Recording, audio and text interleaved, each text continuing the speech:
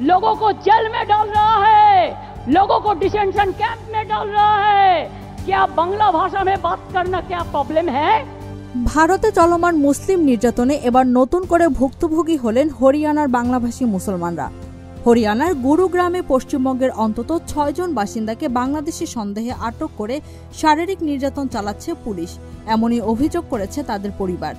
এই ৬ জনই পশ্চিমবঙ্গের মালদা জেলার বাসিন্দা এবং তাদের ধর্মীয় পরিচয় তারা মুসলমান।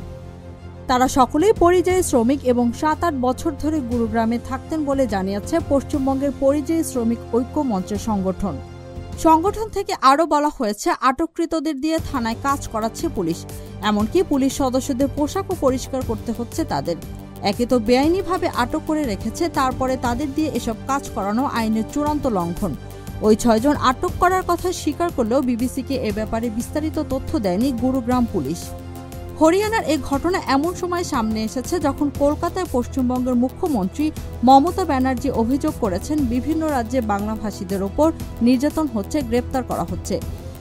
দিল্লি, উত্তরপ্রদেশে, গুজরাট, রাজস্থান, মহারাষ্ট্র এবং ওড়িশা রাজ্যে গত কয়েক মাস ধরে অবৈধ বাংলাদেশি সন্দেহে বহু বাংলাভাষীকে আটক করা হচ্ছে, যারা মূলত পশ্চিমবঙ্গের বাসিন্দা। আবার ভারতের বেশ কয়েকজনকে বাংলাদেশে পুশিং করা হয়েছে এবং পরিচয় নিশ্চিত হওয়ার পর ভারতে ফিরিয়ে আনা হয়েছে, এমন একাধিক ঘটনা প্রকাশ্যে এসেছে।